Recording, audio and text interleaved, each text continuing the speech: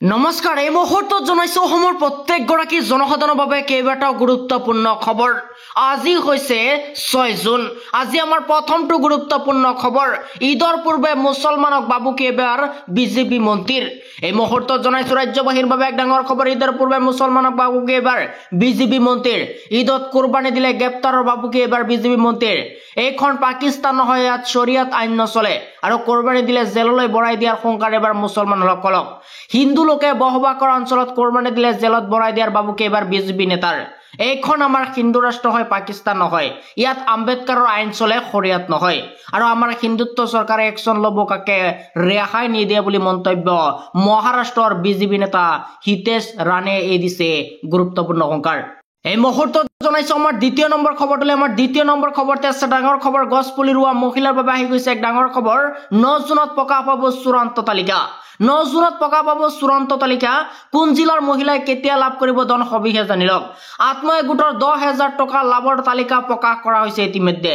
শীঘ্ৰে লাখ লাখ মহিলাই লাভ কৰিব 10,000 টকা আৰু তালিকাভুক্ত প্ৰতিগৰাকী মহিলাই লাভ কৰিব 10,000 টকা।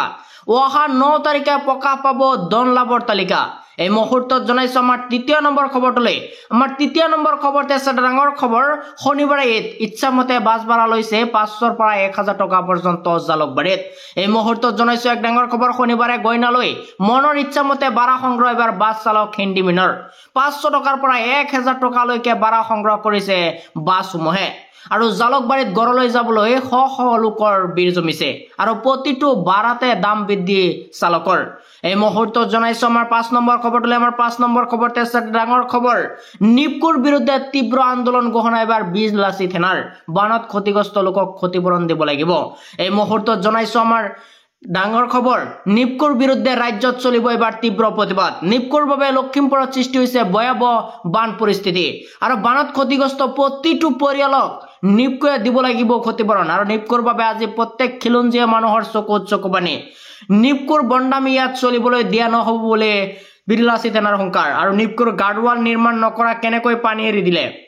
নিপকুৰ দাস উপাধিৰ বিষয়াৰ বিৰুদ্ধে লোৱা হ'ব এই আইনী ব্যৱস্থা। আৰু ভয়াৱহ বানৰ বাবে জগৰীয়া নিপকুৰ বিৰুদ্ধে চলিব দীঘলীয়া আইনী যুঁজ আৰু ভূমিপুত্ৰ খিলঞ্জীয়া প্ৰতিটো পৰিয়ালৰ ক্ষতিপূৰণ নিপকুৱে দিব লাগিব বুলি মন্তব্য এবাৰ বিলাসী থানাৰ। আৰু ইয়াৰ বাবে দায়ী নিপকো।